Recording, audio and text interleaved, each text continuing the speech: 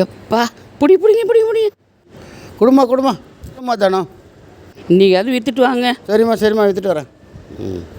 சரிங்க, போயிட்டு வாங்க. ஏதாவது சாப்பிடணும் போல இருக்கா? அங்கே பாரு சுண்டல் வண்டி போய் சுண்டல் வாங்கி தரேன். சரிக்கா. எங்கடி காணோம்? போயிடுச்சு போலக்கா.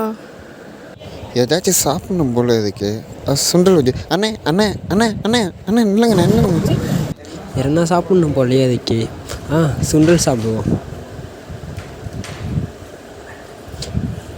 என்ன போயிட்டா அது?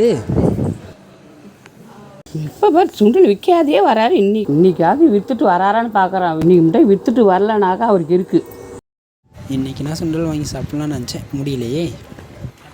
சுண்டல் வாங்கி தரேன், ஏமாத்திட்ட பத்தியா? வண்டி போயிடுச்சு போனா நான் என்ன பண்ணுறது? இல்லை நான் உன் பேச்சு டூ போ. நான் என்னடி பண்ண முடியும்? என்னம்மா எல்லாம் கும்பலாக அங்கே நிற்கிறீங்க? நாங்கள் சுண்டல்கரை பற்றி தான் பேசிகிட்டு இருக்கோம். எங்கள் வீட்டுக்காரர் தான்மா. என்னம்மா பண்ணார்? நான் கூட பசின்னு பார்த்தா ஓட்டாருமா. நான் காசு எட்டினாட்டுக்குள்ளே அது போயிட்டாதும்மா. அப்புறம் எப்படிம்மா உங்களுக்குலாம் சுண்டல் விற்கும்? அதனால தான் சுண்டல் விற்காத வராரா? இன்றைக்கி வரட்ட நான் வீட்டுக்கு பார்த்துக்கிறேன். என்னம்மா சுண்டலே விற்கலம்மா. எவ்வளோ நேரம் சுற்றி தெருவா சுற்றி விற்று வந்தோம்மா. யாருமே வாங்கணுமா. நின்று பார்க்குறேன், ஒரு நிமிஷம் குரல் கொடுக்குறாங்க. அவங்க பாட்டு விட்டு நிற்கிறேன். அவங்க திட்டுறாங்கம்மா. வந்து நிற்காம போகிறேன் சுண்டலே விற்கல. அப்போ அப்படியே எடுத்துன்னு வந்துட்டேன். எல்லாம் என்கிட்ட வந்து சொல்லிட்டு போறாங்க, நீ விற்கவே மாட்டேன்றீங்க. அப்படியா? ஆமாம். ஏன் ஒரு இடம் நீங்க விற்க மாட்டீங்களா?